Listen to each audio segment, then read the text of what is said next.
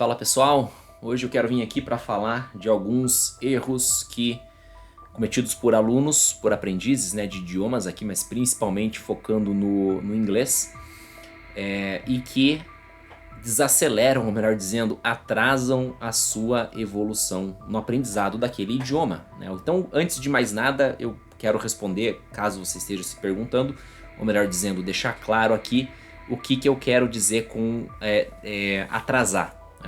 Bom, você já deve ter conhecido, talvez você seja uma pessoa, essa pessoa, mas você já deve ter conhecido alguém que consegue usar o inglês para jogar tranquilo ali, até às vezes falando um pouquinho o necessário ali com as pessoas, mas principalmente lendo, ouvindo, entendendo o que tá se passando ali naquele jogo, né? O mesmo para filmes, né? Ou de repente ler bastante em inglês, né? No caso, livros, revistas e etc.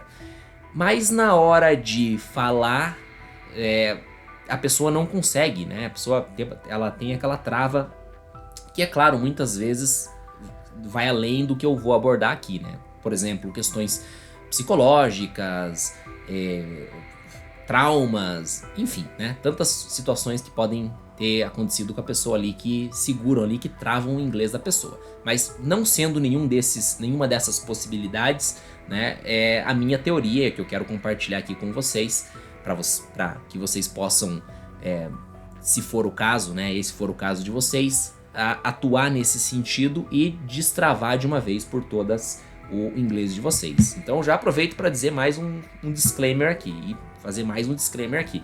Isso não tem nada a ver com fórmula milagrosa de o curso de fulano, de beltrano. Não, isso é uma questão muito mais da nossa essência como ser humano do que qualquer outra coisa. Combinado? Então já tira da tua cabeça desde já que porque a aula que eu tô fazendo não tá prestando, meu professor... Não, pode ser isso? Lógico que pode, sempre pode, é óbvio, né?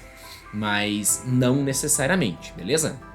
Então o primeiro motivo que eu separei aqui, eu quero ser bem breve em todos eles, tá? Talvez o resto do vídeo seja eu espero que seja mais curto do que essa introdução, né?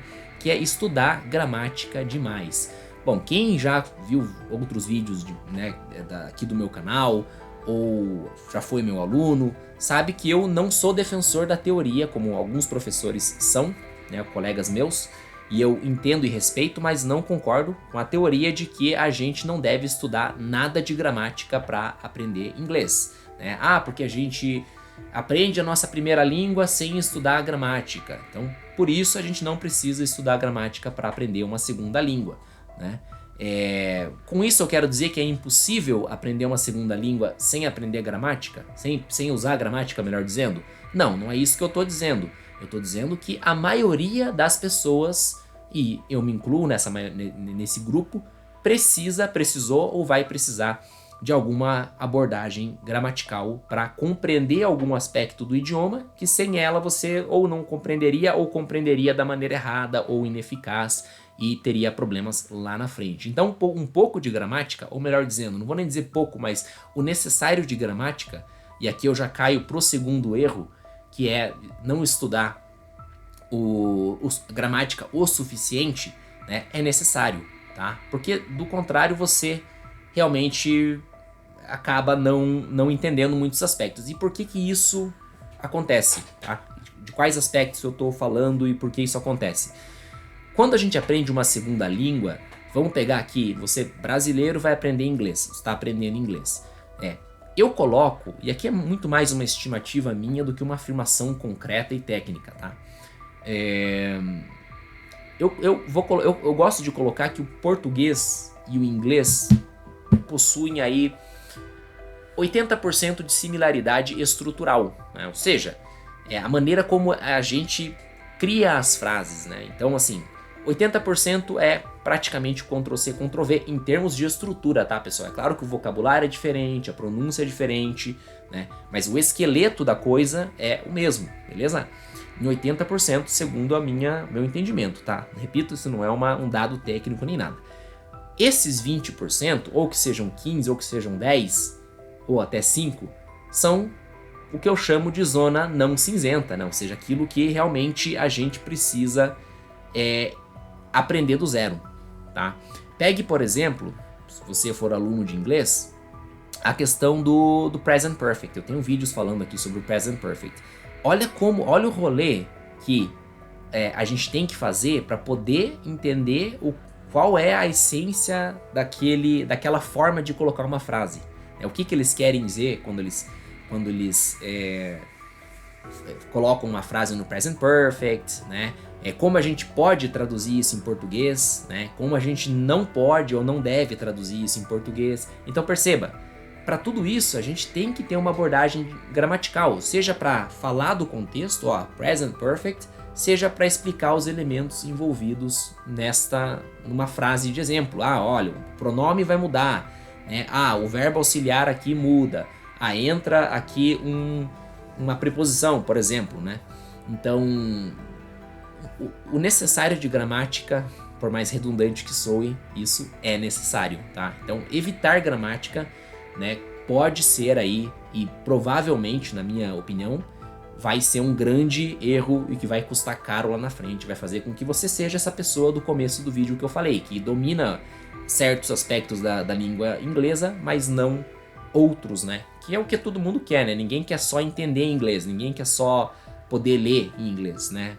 Acredito, pelo menos eu, todos os alunos que eu já tive, né? Todos querem falar, querem poder escrever, né? Querem poder interagir com o idioma da maneira mais completa possível.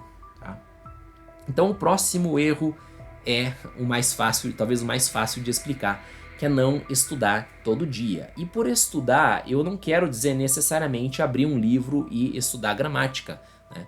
E sim, estudar aqui, nada mais eu quero dizer que interagir com o idioma. Seja assistindo um filme, seja lendo um livro, seja tentando falar algumas frases, falando algumas frases, melhor dizendo, seja, enfim, usando a língua da forma que você achar mais, né, digamos, tendo contato com o idioma, né, ou até mesmo aprendendo. Hoje eu vou aprender 10 palavras novas, vou aprender todas as partes do corpo, por exemplo, né. Olha que bacana, né, olha que baita roteiro para você, num domingo, por exemplo, né, você praticar inglês, né. Isso nunca vai ser em vão. Você, né, toda abordagem que você faz em relação ao idioma nunca vai ser em vão. Então isso que é bacana, tá? Então é importante, né, para frisar aqui no ponto que eu tô trazendo, fazer isso todo dia, todo santo dia. Porque há estudos que indicam, não vou deixar esse vídeo técnico nem nada para ficar falando, da universidade e tal, não sei o que, não. Mas há estudos indicando, na área da neurociência, que nosso cérebro retém mais informações que são espaçadas, ou seja, um pouquinho a cada dia, do que apenas uma em um único dia. Ou seja, é melhor, né, pelo menos é o que vários estudos sugerem, e eu estou 100% de acordo com isso, como professor e como aprendiz de idiomas que sou, que é melhor estudar 10 minutos por dia do que uma vez por semana, 4 horas. Bom, 10 minutos por dia dão 1h10 por semana. Então você pode me perguntar, poxa, teacher, você está me dizendo que estudar 1h10 tende a ser mais eficaz do que estudar 1h10 semanal, né? Nesse meu exemplo. Tende a ser mais eficaz do que estudar 4 horas? Nessa divisão aqui, nesses exemplos que eu dei, sim.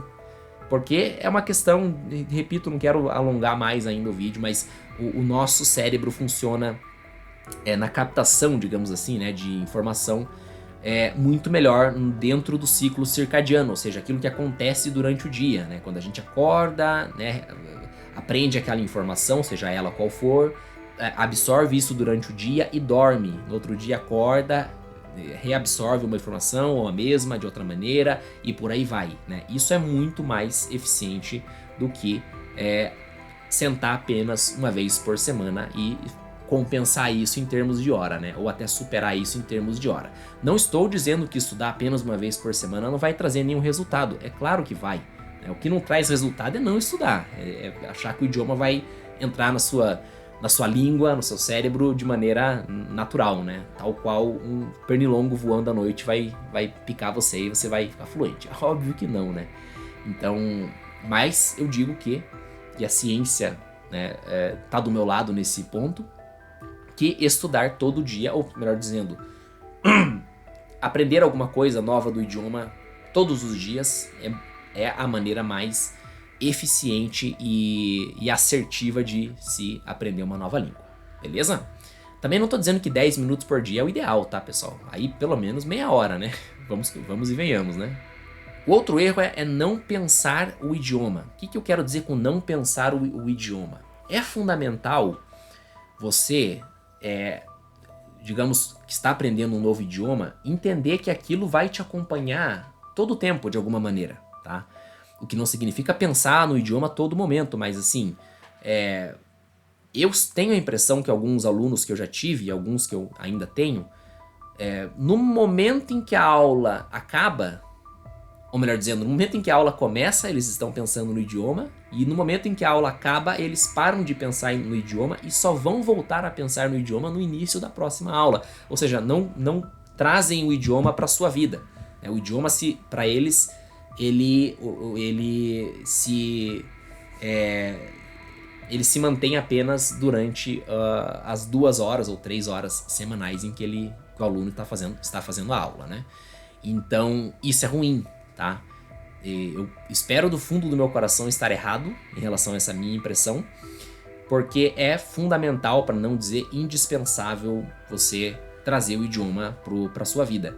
E como é que você faz isso? Como é que você traz o idioma para sua vida? É muito simples. Se pegar, por exemplo, ou melhor dizendo, desenvolver o hábito de traduzir as coisas. Por exemplo, né? Puxa, essa palavra aqui eu falo muito, ou meu chefe fala muito, ou meu vizinho, meu namorado, minha namorada fala muito. É uma palavra que está ao meu redor. Como é que eu falo essa palavra em inglês? Né? Ou tá assistindo um filme dublado, por exemplo, que não é o ideal, mas beleza, eu entendo. Né? Aí você se pergunta, poxa, que cena legal, que diálogo legal, né? Como será que é o original? E ir atrás disso. Né? Isso, claro, se o filme for em inglês, evidentemente. Né? Ou livro, enfim, você entender que o idioma ele tem que estar junto com você durante a tua rotina, durante o teu dia a dia. Isso que é fundamental, tá? E não apenas restrito às aulas, aos momentos em que você vai estar estudando, seja 1 hora por semana, seja 14 horas por semana, né? Então é interessante você desenvolver, né, esse hábito que eu tô falando aqui de traduzir as coisas, se não frases no começo, que é mais difícil de traduzir, palavras, né? Anotar num caderninho e realmente trazer isso pro dia a dia. O próximo erro talvez seja um dos mais preocupantes e mais comuns ao mesmo tempo, que é não saber diferenciar a parte chata e necessária de se aprender uma língua, tá? Eu acredito que 90 talvez não, mas 80% dos brasileiros que não falam inglês gostam da língua, gostam da maneira como soa, gostam da maneira como isso pode abrir portas, enfim, quem não gosta, né? Quem em sã consciência não gosta, né?